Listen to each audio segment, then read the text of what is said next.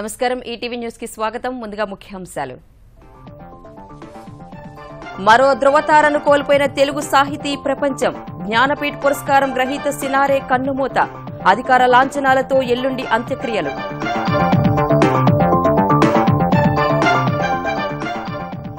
విశ్వంభరుడి నిష్క్రమణతో మోగపోయిన సాహితీ లోకం. కన్నీటి పర్యంతమైన శిష్యులు, సహచరులు. శోకసంద్రంలో తెలుగు సినీ పరిశ్రమ. సినారే మృతిపై ప్రగాఢ సంతాపం ప్రకటించిన ప్రధాని. తెలుగు సాహితీ రంగానికి తీరని లోటుగా అభివర్ణించిన తెలంగాణ, ఆంధ్రప్రదేశ్ ముఖ్యమంత్రులు. రైతులకు అందించే ఉచిత సూక్ష్మ పోషకాల పంపిణీపై చంద్రబాబు సమీక్ష. ఎట్టి పరిస్థితుల్లో అవినీతిని సహించే ప్రసక్తే లేదని అధికారులకు హెచ్చరిక. 2016-17లో 10% పెరిగిన తెలంగాణ జీఎస్డీపీ. టీఎస్ ఐపాస్ ద్వారా 73,000 కోట్ల రూపాయల పెట్టుబడులు వచ్చినట్టు పరిశ్రమల శాఖ నివేదికలో కేటీఆర్ వెల్లడి. తెలంగాణలో గ్రూప్ 2 నియామక ప్రక్రియపై 3 వారాలు స్టే విధించిన హైకోర్టు. తదుపరి కార్యాచరణపై నిపుణులతో చర్చించి నిర్ణయిస్తామన్న టీఎస్పీఎస్సీ.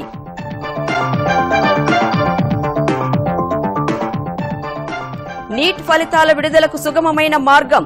మద్రాస్ హైకోర్టు నిలుపుదల ఉత్తర్వులపై స్టే ఇచ్చిన సుప్రీంకోర్టు. షెడ్యూల్ ప్రకారమే ప్రవేశ ప్రక్రియ.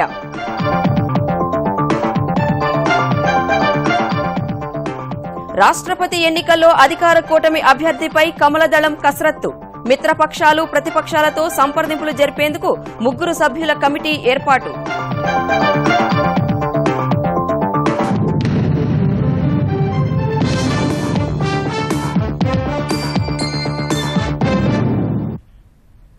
తెలుగు సాహితీ ప్రపంచంలో మరో ధృవతార కనుమరుగైంది. గొప్ప సాహితీవేత్తగా, కవిగా, అధ్యాపకుడిగా, సినీ గేయ రచయితగా విశేష సేవలు అందించిన జ్ఞానపీఠ్ అవార్డు గ్రహీత సి నారాయణరెడ్డి పరమపదించారు. కలం సాక్షిగా ఎన్నో అజరామరమైన కవితలు, సినీ గీతాలను తెలుగు ప్రేక్షకులకు అందించి వారి మనసులో చెరగని ముద్ర వేసుకున్న సినారే ఈ ఉదయం తుదిశ్వాస విడిచారు.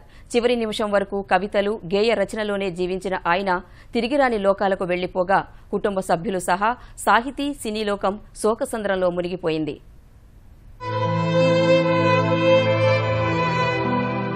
తెలుగు అక్షరానికి విశ్వంభరుడు, సినిమా పాటను వెలిగించిన నెలరాజుగా వినుతికెక్కిన జ్ఞానపీఠ్ అవార్డు గ్రహీత, ప్రముఖ కవి, రచయిత డాక్టర్ సి నారాయణరెడ్డి కన్నుమూశారు. సినారేగా ప్రసిద్ధి చెందిన నారాయణరెడ్డి కొంతకాలంగా అనారోగ్యంతో బాధపడుతూ ఈ తెల్లవారుజామున 3:30 గంటలకు తీవ్ర అస్వస్థతకు గురయ్యారు. వెంటనే కుటుంబ సభ్యులు కేర్ ఆసుపత్రికి తరలించగా ఆలోపే గుండెపోటుతో తుదిశ్వాస విడిచినట్లు వైద్యులు వెల్లడించారు. సినారేకు 4 కుమార్తెలు ఉండగా ఆయన మరణ వార్త తెలిసి కుటుంబ సభ్యులంతా కన్నీరు మున్నీరుగా విలపిస్తున్నారు.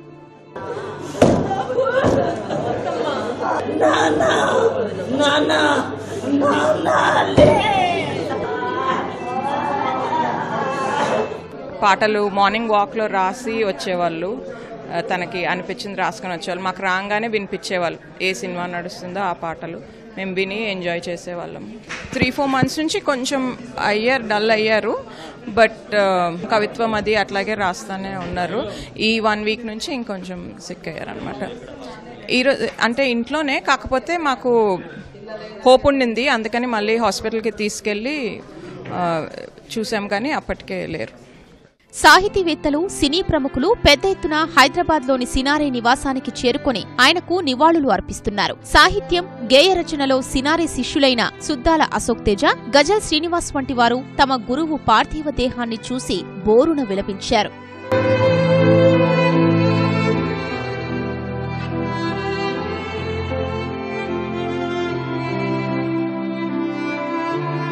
సినారే మృతి పట్ల కేంద్ర సాహిత్య అకాడమీ ప్రగాఢ సంతాపం వ్యక్తం చేయగా తెలుగు రాష్ట్రాల ముఖ్యమంత్రులు చంద్రబాబు, కేసీఆర్ తెలుగు సాహితీ లోకానికి ఆయన చేసిన సేవల్ని గుర్తు చేసుకున్నారు. తెలుగు రాష్ట్రాలకు చెందిన పలువురు మంత్రులు, ప్రతిపక్ష నేతలు, ఇతర రాజకీయ ప్రముఖులు సినారే పార్థివ దేహం వద్ద అంజలి ఘటించారు. కాంగ్రెస్ సీనియర్ నేత జైపాల్ రెడ్డి సినారేతో అనుబంధాన్ని గుర్తు చేసుకుని కన్నీటి పర్యంతమయ్యారు.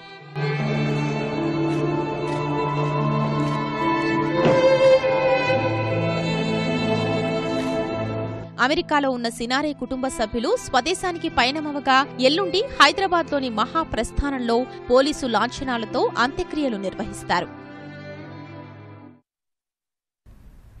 సినారే అస్తమయం సాహితీ లోకానికి తీరని లోటని ఆయన సహచరులు, కవులు, రచయితలు నివాళులర్పించారు. ఆయనతో ఉన్న అనుబంధాన్ని గుర్తు చేసుకుని భావోద్వేగానికి లోనయ్యారు. తెలుగు జాతికి 2వ జ్ఞానపీఠాన్ని తీసుకొచ్చి భారత ప్రభుత్వం చేత నామినేటెడ్ రాజ్యసభ సభ్యుడిగా ఎంపికయ్యి తెలుగు వారి యొక్క కీర్తి ప్రతిష్టలను ఆసేతు సీతనగ పర్యంతం వ్యాప్తి చేసినటువంటి నారాయణ రెడ్డి గారు కన్నుమూయటమైనటువంటి తెలుగు జాతికి తీరని లోటు. ఆయన నీడలో ఎదుగని కవి ఉండడేమో తెలుగు నేల మీద. కవిత్వములో కన్న తండ్రిని కోల్పోయినంత బాధగా ఉంది. సరళత, స్పష్టత, సుటిదనంతో పాటు సాంప్రదాయాన్ని మేళవించిన ఆధునిక కవిత్వాన్ని తెలుగు సాహిత్యానికి అందించిన మహా రచయిత. కవిగా, అధ్యాపకుడిగా, పరిపాలనా దక్షుడిగా బహుముఖ్యమైన కృషిని కొనసాగించిన సాహిత్య సవ్యసాచి శ్రీ నారాయణ రెడ్డి గారు. నిరంతర అధ్యయనం, నిర్విరామ సాహిత్య సృజన మా తరానికి ఆయన అందించిన నినాదాలు. సాహిత్యంలో భళారే అనిపించుకున్న సినారే సినీ వినీలాకాశంలో ధ్రువతారగా నిలిచిపోతారంటూ పోర్చుగల్లో సినిమా చిత్రీకరణలో ఉన్న ప్రముఖ నటుడు బాలకృష్ణ సంతాపం తెలిపారు. నారాయణరెడ్డి మృతి తెలుగు చిత్ర పరిశ్రమకు తీరని లోటని పలువురు నటులు, గాయకులు, నిర్మాతలు, దర్శకులు సంతాపం ప్రకటించారు.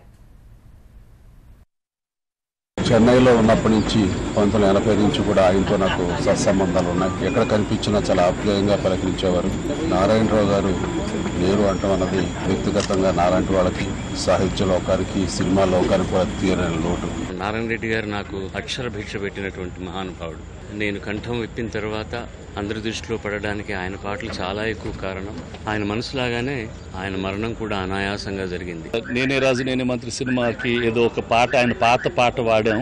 ఆ పాట కోసం పర్మిషన్ అని చెప్తే రామనాయుడికి ఏదైనా ఇస్తానయ్యా, అది ఏదైనా తీసుకోమని చెప్పండి అన్నాను. He is so close to us and I really feel sad that it is happen. కబుర్లు చెప్పకే ఓ కాలమా, ఎన్నిసార్లు చస్తే ఓ జీవితం. గంపెడ ఆకాశాన్ని తీసుకొచ్చి పెరట్లో నాటి చూడు, చీకటి పడేసరికి నక్షత్రాలుగా మలుచుకొస్తాయి.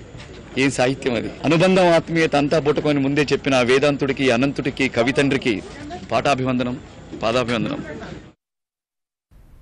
సాహితీ దిగ్గజం సి నారాయణరెడ్డి మృతి పట్ల ప్రధాని మోదీ సంతాపం తెలిపారు. ఈ మేరకు ట్విట్టర్లో సినారే కుటుంబ సభ్యులకు ప్రగాఢ సానుభూతి తెలిపిన ఆయన సినారే మరణం సాహిత్య ప్రపంచానికి తీరని లోటని పేర్కొన్నారు.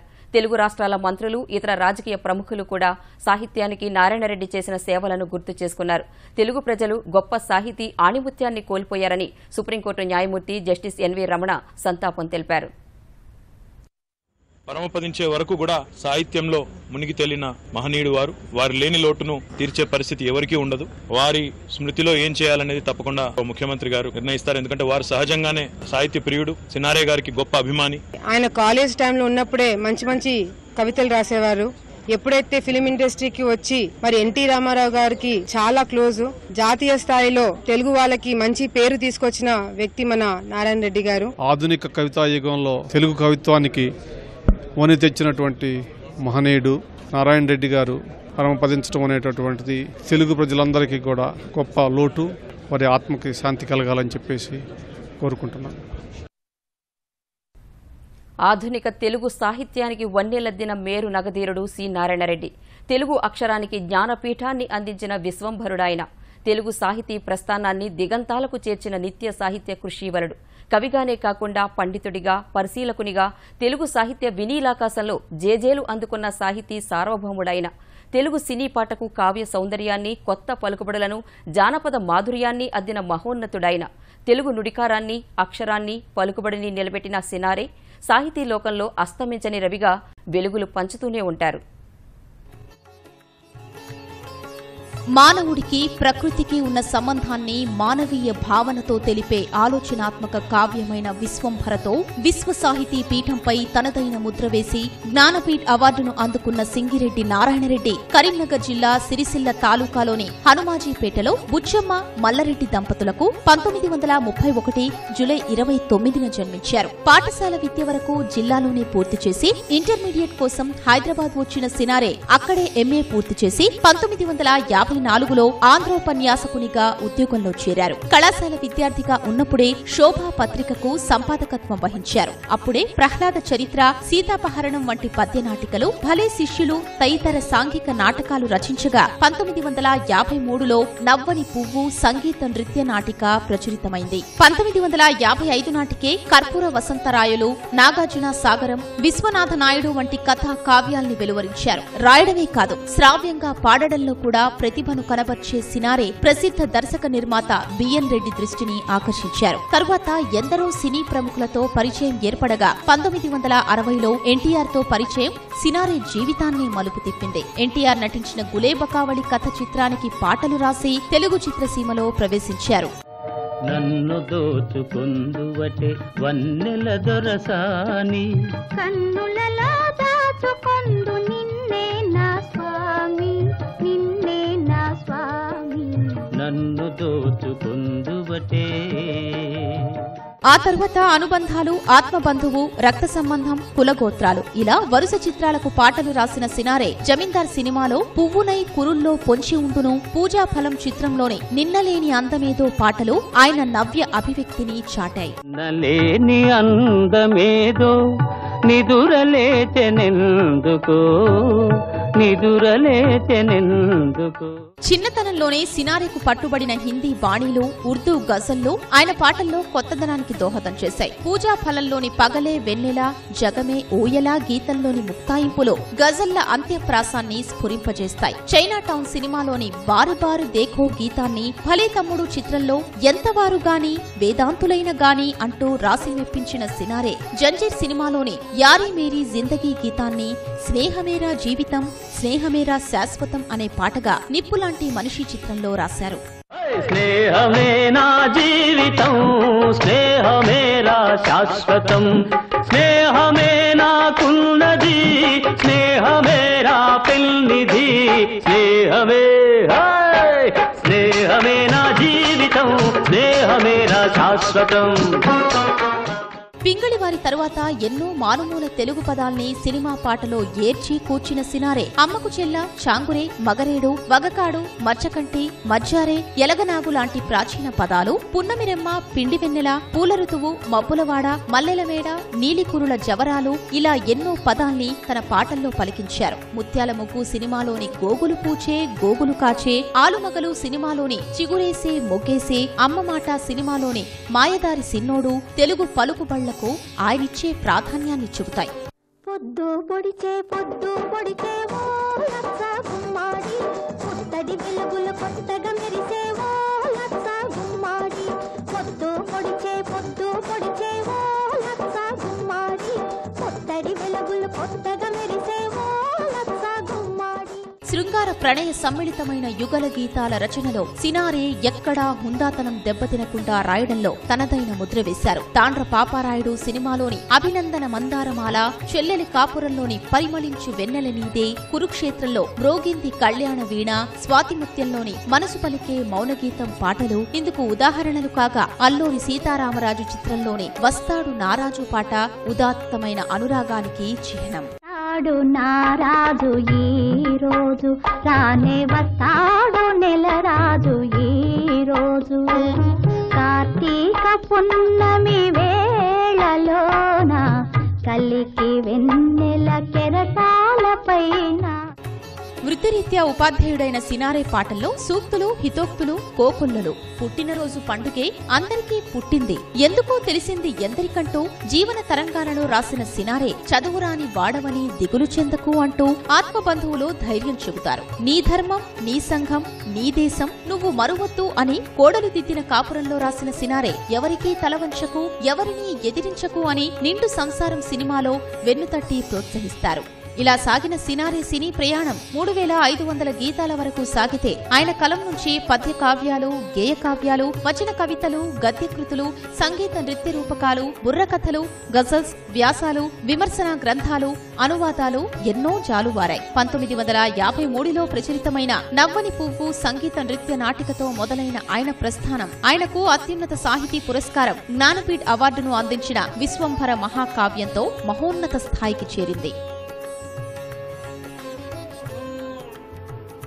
సినారె రాసిన రామప్ప సంగీతం నృత్యరూపకం అన్ని భారతీయ భాషల్లోకి అనువాదమైతే ఆయన పరిశోధనా గ్రంథం ఆధునికాంధ్ర కవితము సంప్రదాయములు ప్రయోగములు అత్యంత ప్రామాణిక గ్రంథంగా పేరొందింది. నాగార్జున సాగరం, కర్పూర వసంతరాయులు, విశ్వనాథ నాయకుడు, ఋతుచక్రం వంటి గేయ కావ్యాలు సినారెను ఓ మహాకవిగా ఒక్కో మెట్టు పైకెక్కించాయి. ఈ విజయాల పరంపరలో 1977లో అందుకున్న పద్మశ్రీ, 1992లో అందుకున్న పద్మభూషణ్, ఆంధ్ర, నాగార్జున, కాకతీయ విశ్వవిద్యాలయాల గౌరవ డాక్టరేట్లు, జ్ఞానపీఠ్ అవార్డు, కేంద్ర సాహిత్య అవార్డులు ఆయన్ను వరించాయి. రాజ్యసభ సభ్యుడిగా తనకు ఎల్లలు లేవని నిరూపించిన సినారె అవిశ్రాంతంగా సాహిత్య కృషి చేసిన నిత్య చైతన్యమూర్తిగా తెలుగువారి గుండెల్లో చిరస్థాయిగా నిలిచిపోతారు అనడంలో ఏమాత్రం అతిశయోక్తి లేదు. వ్యవసాయాన్ని మరింత లాభసాటిగా చేయడం సహా రైతుకు అండగా నిలిచేందుకు సూక్ష్మ పోషకాలను ఉచితంగా అందివ్వాలని ముఖ్యమంత్రి చంద్రబాబు అధికారులను ఆదేశించారు. భూ అవసరాలకు అనుగుణంగా సూక్ష్మ పోషకాల పంపిణీ జరగాలన్న ఆయన ఎరువులు, సూక్ష్మ పోషకాల పంపిణీలో అవకతవకలకు పాల్పడితే పీడీ యాక్ట్ కింద కేసులు నమోదు చేయాలని స్పష్టం చేశారు. ఏపీలో జలవనరులు, వ్యవసాయం, ఉద్యాన శాఖలపై 13 జిల్లాల కలెక్టర్లతో వీడియో కాన్ఫరెన్స్ ద్వారా సమీక్షించిన ఆయన గతేడాది 30% వర్షపాతం తక్కువగా ఉన్నా వ్యవసాయ రంగంలో 14% వృద్ధి సాధించడం పట్ల హర్షం వ్యక్తం చేశారు. విపత్తులు వస్తే సహాయక, రక్షణ చర్యలకు అధికార యంత్రాంగం సిద్ధంగా ఉండాలని ముఖ్యమంత్రి ఆదేశించారు. గ్రావిటీ లేదా మొబైల్ లిఫ్ట్ ఇరిగేషన్ ద్వారానైనా చెరువులు, చెక్ డ్యాంలను నీటితో నింపాలని స్పష్టం చేశారు. ఈ ఏడాది 31,000 పంట కుంటలు మాత్రమే తవ్వారని, త్వరగా లక్ష్యాన్ని చేరుకోవాలని ముఖ్యమంత్రి తెలిపారు. నీరు ప్రగతిలో నిర్దేశించుకున్న 90 రోజుల లక్ష్యంలో ఇంకా 38 రోజులే ఉందని, పనులు త్వరితగతిన పూర్తి చేయాలని ఆదేశించారు. తెలుగుదేశం నేత శిల్పా మోహన్ రెడ్డి వైకాపాలో చేరుతున్నట్లు ప్రకటించారు. ఎల్లుండి జగన్ సమక్షంలో వైకాపా తీర్థం పుచ్చుకుంటానని ఆయన వెల్లడించారు. ప్రభుత్వ అధికారిక కార్యక్రమాలకు తనను పిలవడం లేదని, నవనిర్మాణ దీక్షలో తనను, తన వర్గీయులను దూరం పెట్టారని, చివరకు ఈ నెలలో నంద్యాలలో జరిగే ముఖ్యమంత్రి చంద్రబాబు పర్యటనపై తనకు ఇంతవరకు సమాచారం ఇవ్వలేదని చెప్పిన ఆయన ఇందుకు మంత్రి అఖిలప్రియ, ఎంపీ ఎస్పీవై రెడ్డి కారణమని ఆరోపించారు. ఇలాంటి పరిస్థితుల్లో స్వపక్షంలో విపక్షాన్ని ఎదుర్కోలేకనే కార్యకర్తల అభిప్రాయం మేరకు వైకాపాలో చేరుతున్నట్లు చెప్పారు. నా నిర్ణయం మీ నిర్ణయం ఉన్నారు కాబట్టి మరి ఈ రోజు వైఎస్ఆర్సీపీ పోదామని చెప్పి మనమంతా నిర్ణయించుకున్నాం. దాని ప్రకారమే రేపు నుంచి కూడా మనం వైఎస్ఆర్సీపీ కార్యకర్తలుగా, వైఎస్ఆర్సీపీ నాయకులుగా ఉండబోతున్నాం. జగన్మోహన్ రెడ్డి గారితో మాట్లాడి ఎల్లుండి 10:30 నుంచి 11:30 మధ్యలో తెలుగుదేశం పార్టీ వీడి వైఎస్ఆర్సీపీ పోబోతున్నామని చెప్పి మరొకసారి సభ ద్వారా మనవి చేస్తా ఉన్నాం. అందరి అనుమానాలను పటాపంచలు చేస్తూ పారిశ్రామిక రంగంలో తెలంగాణ దూసుకుపోతోందని తెలంగాణ పరిశ్రమల శాఖ మంత్రి కేటీఆర్ చెప్పారు. ఈ మేరకు పరిశ్రమల శాఖ వార్షిక నివేదిక విడుదల చేసిన కేటీఆర్ 2016-17లో రాష్ట్ర స్థూల దేశీయ జాతీయోత్పత్తి జీఎస్డీపీ 10.1% నమోదైనట్టు తెలిపారు. దేశ జీడీపీలో తెలంగాణ వాటా 4.21% నుంచి 4.28% పెరిగిందన్న కేటీఆర్ తెలంగాణలో తలసరి ఆదాయం కూడా జాతీయ సగటు కంటే 52% అధికంగా ఉందని వివరించారు. ఈ 3 ఏళ్లలో టీఎస్ ఐపాస్ ద్వారా ఇప్పటి వరకు 73,000 కోట్ల రూపాయల పెట్టుబడులు వచ్చాయని, 2,46,000 మందికి ప్రత్యక్షంగా 8 నుంచి 10 లక్షల మంది వరకు పరోక్ష ఉపాధి అవకాశాలు లభించాయని వివరించారు. ఖాయిలా పడిన చిన్న, మధ్య తరహా పరిశ్రమలను ప్రోత్సహించే ఇండస్ట్రియల్ హెల్త్ క్లినిక్ వెబ్సైట్ లోగోను ఆవిష్కరించిన మంత్రి ఈ నెల 17న వైద్య ఉపకరణాల తయారీ పార్క్, 15న ఖమ్మంలో ఐటీ పార్క్ ప్రారంభిస్తామని చెప్పారు.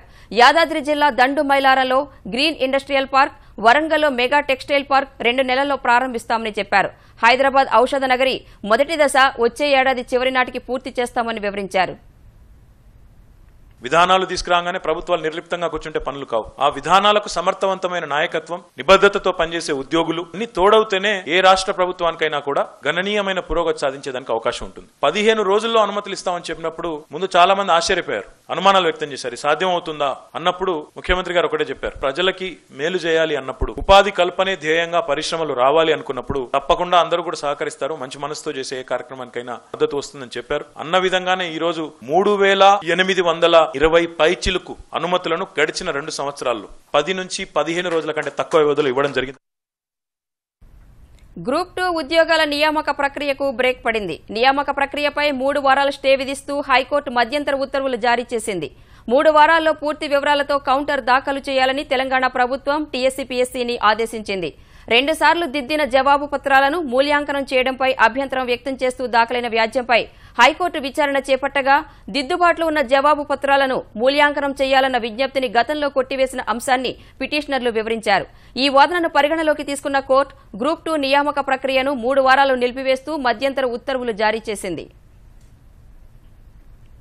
హైకోర్టు ఆదేశాలతో ఇవాళ ప్రారంభమైన గ్రూప్ 2 ధ్రువపత్రాల పరిశీలన ప్రక్రియ నిలిపివేస్తున్నట్టు టీఎస్పీఎస్సీ చైర్మన్ ఘంటా చక్రపాణి చెప్పారు. గ్రూప్ 2 వ్యవహారంలో హైకోర్టుకు నిర్ణీత గడువులోపు పూర్తి వివరాలు సమర్పిస్తామన్న ఆయన స్టే ఉత్తర్వులపై అప్పీల్ చేసే అంశాన్ని న్యాయ నిపుణులతో చర్చించి నిర్ణయం తీసుకుంటామన్నారు. గ్రూప్ 2కు సంబంధించినటువంటి అంశం ఇవాళ కోర్టు పరిధిలోకి వెళ్ళింది. అంటే దాంట్లో తీర్పేం రాలేదు, కేవలం స్టే వచ్చింది. మేము మళ్ళీ అప్పీల్కి వెళ్ళాలా లేకపోతే దానికి సంబంధించిన వాళ్ళు ఏదో టైం ఇచ్చినట్టున్నారు. సో ఆ లోపు పబ్లిక్ సర్వీస్ కమిషన్ తన వెర్షన్ని కోర్టు దృష్టికి తీసుకొస్తుంది. బడుగు బలహీన వర్గాలకు చెందిన విద్యార్థులకు నాణ్యమైన విద్య అందించాలనే లక్ష్యంతో తెలంగాణ ప్రభుత్వం ఇవాళ 169 గురుకులాలను ప్రారంభించింది. ఇందులో 119 బీసీ గురుకులాలు ఉండగా 50 మైనారిటీ గురుకులాలు ఉన్నాయి. ఎన్నికల ప్రణాళికలో ఇచ్చిన హామీ మేరకు బడుగు బలహీన వర్గాలకు కేజీ నుంచి పీజీ ఉచిత విద్యను అందించేందుకు గురుకులాలను ఆరంభించడంపై సంతోషం వ్యక్తం చేసిన సీఎం కేసీఆర్ అంబేద్కర్, పూలే జీవితాలను ఆదర్శంగా తీసుకుని విద్యార్థులు జీవితంలో ఎదగాలని ఆకాంక్షించారు. ఈ నెల 15న మరో 50, 19న మరో 21 గురుకులాలను ప్రారంభిస్తున్నట్లు కేసీఆర్ తెలిపారు. వివిధ ప్రాంతాల్లో జరిగిన గురుకుల పాఠశాలల ప్రారంభోత్సవాల్లో మంత్రులు, స్థానిక ప్రజాప్రతినిధులు పాల్గొన్నారు. హైదరాబాద్ సరూర్ నగర్ లో జరిగిన కార్యక్రమానికి ఉప ముఖ్యమంత్రి మహమూద్ అలీ, మంత్రులు నాయని నరసింహారెడ్డి, జోగు రామన్న హాజరయ్యారు. ఎంబీబీఎస్, బీడీఎస్ కోర్సులో ప్రవేశాల కోసం నిర్వహించిన నీట్ 2017 ఫలితాల విడుదలకు సుప్రీంకోర్టు మార్గం సుగమం చేసింది. ఈ ఫలితాలను విడుదల చేయరాదని మద్రాస్ హైకోర్టు ఇచ్చిన ఆదేశాలపై సుప్రీంకోర్టు స్టే విధించింది. గతంలో వెల్లడించిన షెడ్యూల్ ప్రకారం నీట్ ఫలితాలను విడుదల చేసి వైద్య విద్యలో ప్రవేశాల ప్రక్రియ చేపట్టాలని అధికారులను ఆదేశించింది. నీట్ పరీక్షకు సంబంధించి దాఖలయ్యే పిటిషన్లను విచారణకు స్వీకరించవద్దని హైకోర్టులకు సర్వోన్నత న్యాయస్థానం సూచించింది. పెండింగ్ లో ఉన్న ఈ అంశంలో తామిచ్చే తుది తీర్పు ఆధారంగానే ఫలితాల వెల్లడి, ప్రవేశాలు ఉండాలని స్పష్టం చేసింది. రాష్ట్రపతి ఎన్నికలకు అధికార కూటమి అభ్యర్థి ఎంపికపై భాజపా కసరత్తు ముమ్మరం చేసింది. మిత్రపక్షాలు సహా ప్రతిపక్షాలకు కూడా ఆమోదయోగ్యమైన అభ్యర్థిని ఎంపిక చేయడమే లక్ష్యంగా అందరితో సంప్రదింపులు జరిపేందుకు పార్టీ అధ్యక్షుడు అమిత్ షా 3 కేంద్ర మంత్రులతో కూడిన కమిటీని ఏర్పాటు చేశారు. హోంమంత్రి రాజ్నాథ్ సింగ్, ఆర్థిక మంత్రి అరుణ్ జైట్లీ, సమాచార ప్రసార శాఖ మంత్రి వెంకయ్యనాయుడుతో కూడిన ఈ కమిటీ జూలై 17న జరిగే రాష్ట్రపతి ఎన్నికలకు సంబంధించి అన్ని పార్టీల నేతలను సంప్రదించి ఏకాభిప్రాయం సాధించేందుకు కృషి చేయాలని నిర్దేశించినట్లు భాజపా ఓ ప్రకటనలో తెలిపింది. ఈటీవీ న్యూస్ సమాప్తం. నమస్కారం.